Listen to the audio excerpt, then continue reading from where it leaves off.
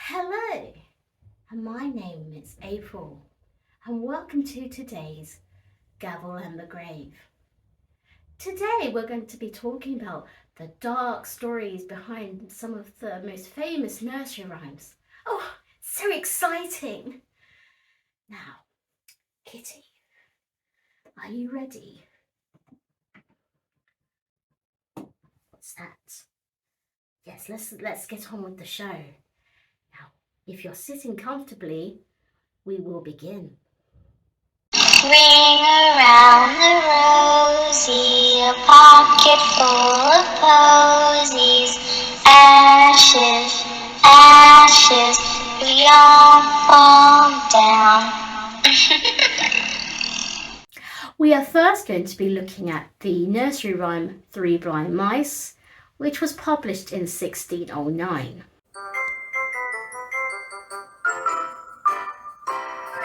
Three blind mice, see how they run, see how they run.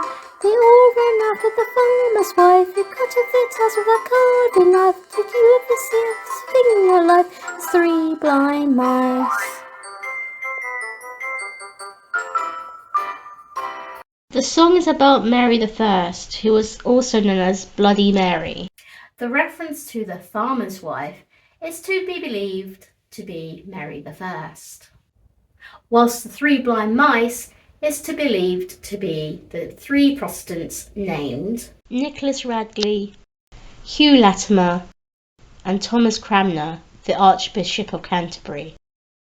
These bishops were known as the Oxford Martyrs, as they were burnt at the stake under the orders of Mary I, after they were found guilty of heresy. But were they blinded as added punishment? Well, the answer is no. So the blindness element is the reference to Protestant men following the religion blindly. So, wasn't that fascinating, Kitty? Shall we be moving on to the next nursery rhyme? So the next nursery rhyme we'll be looking at is Mary, Mary, quite contrary.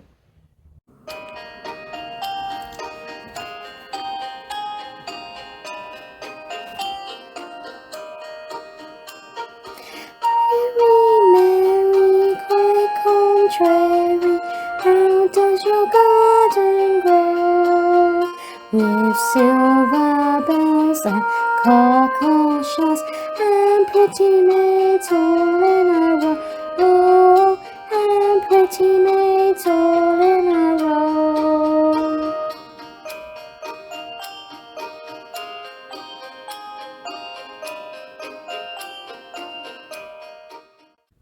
So the meaning for this nursery rhyme is quite debatable, as there are many possible theories. It may be a reference to Mary Tudor, as she was Such a lovely person. Although it sounds like a study in gardening methods, it is actually about her psychotic behaviour. The word contrary means to do something against what people think you should do, like murdering hundreds of Protestants.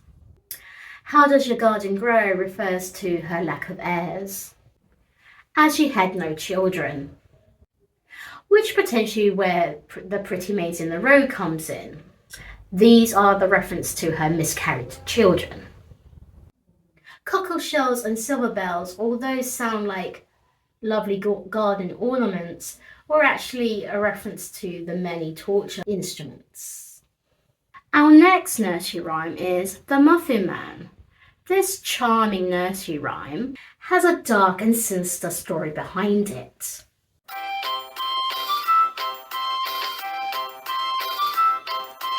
Do you know the Muffin Man, the Muffin Man, the Muffin Man?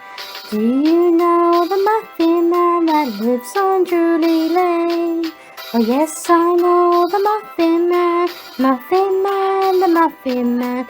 Oh yes, I know the Muffin Man that lives on Drury Lane. The rhyme is about a serial killer, and the song was used as a warning to children. The story goes like this. Between 1589 and 1598, A man called Frederick Thomas Linwood lived within the Drury Lane area and was known as the Muffin Man. It is alleged that he had killed at least 15 children by luring them into dark alleys by tying muffins to pieces of string.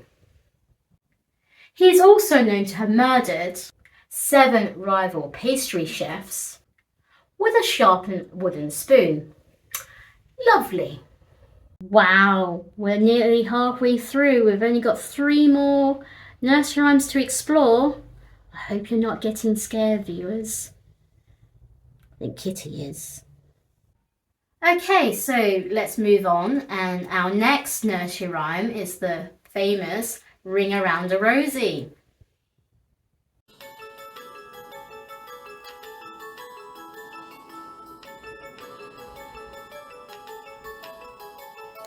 Ring a roses, a pocket full of posies, a tissue, we all fall down.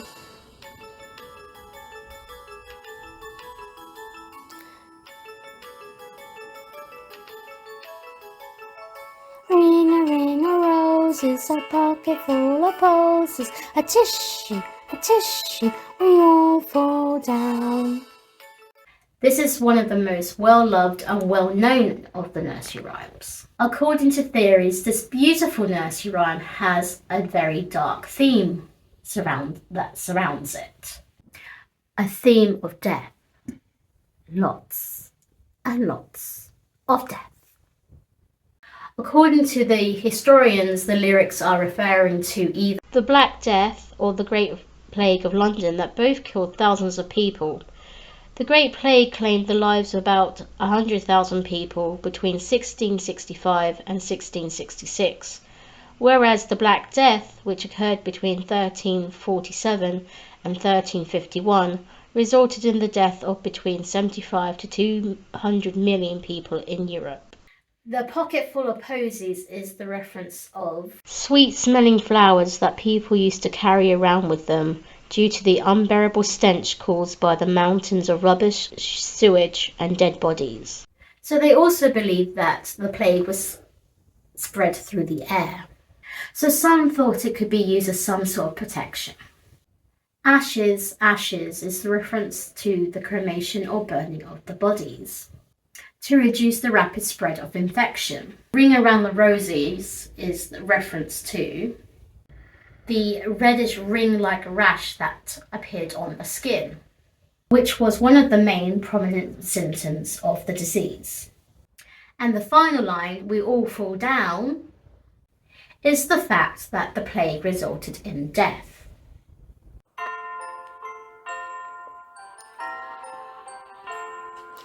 Oranges and lemons, says the bells of St. Clement's. Hear me 5 farthings, says the bells of St. Martin's. When will you pay me, says the bell of Old Bailey. When I grow rich, says the bells of Shoreditch. When will that be, says the bells of Stepney. I do not know, says the great bells of Bow.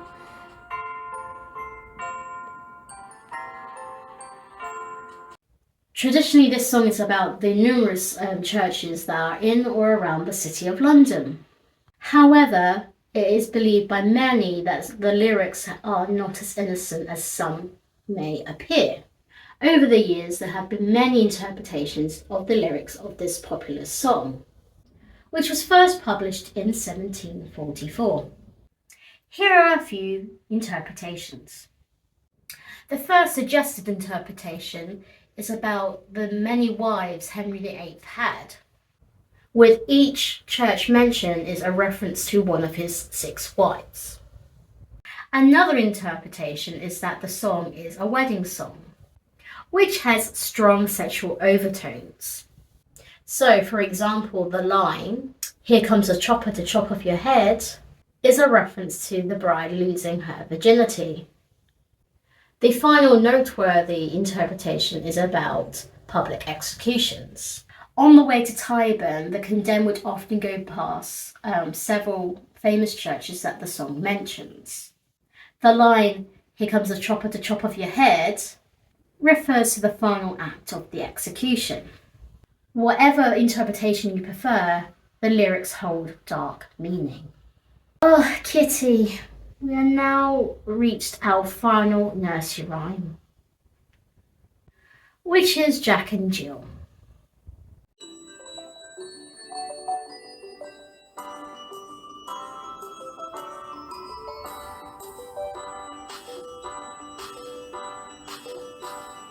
Jack and Jill went up the hill to fetch a pail of water. Jack fell down and broke his crown, and Jill came tumbling after.